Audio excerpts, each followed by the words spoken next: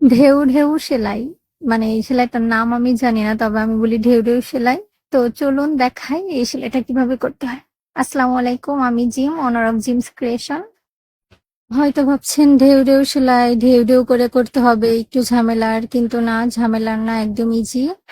এই যে প্রথমে আপনারা এভাবে কাঁথা স্টিচের মতো দিয়ে নিবেন। এই সেলাইটা কিন্তু অনেক জায়গায় আপনি ব্যবহার করতে পারেন, যেরকম হিজাবে বা হাতায় বা কামিজে, মানে যে কোনো কিছু বর্ডার লাইন হিসাবে ব্যবহার করতে পারবেন।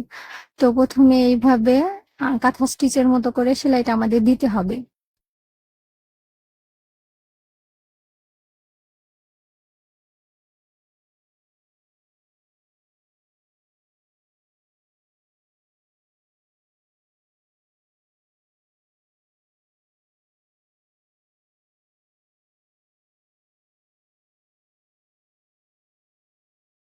এরপর একটা শুয়ে সুতা তুলে এভাবে ফোর গুলার মাঝখান দিয়ে একবার ডান পাশ একবার বাম পাশ এভাবে করে ঘুরিয়ে নিবেন, তাহলে দেখবেন যে ঢেউ ঢেউয়ের মতো হয়ে যাচ্ছে।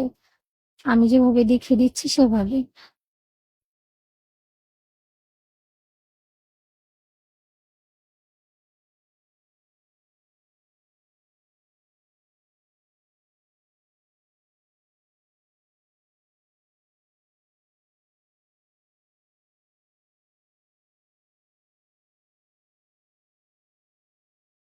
এটা কিন্তু একদম সহজ সেলাই, তাই না?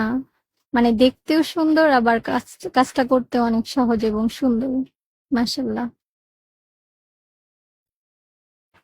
পাঞ্জাবিটা খুলনা থেকে এক আপু অর্ডার করেছে ওনার প্রিয় মানুষকে গিফট করার জন্য।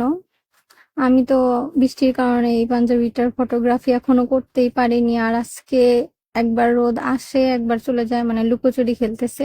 5 মিনিট রোদ থাকে, তো আবার 10 মিনিট বৃষ্টি, এরকম হচ্ছে। এদিকে পাঞ্জাবিটা পাঠিয়েও দিতে হবে, জানি না ফটোগ্রাফি করতে পারবো কিনা সুন্দর করে। আর আমি সবসময় রোদে বা বাইরে আকাশের নিচে ফটোগ্রাফি করি তো।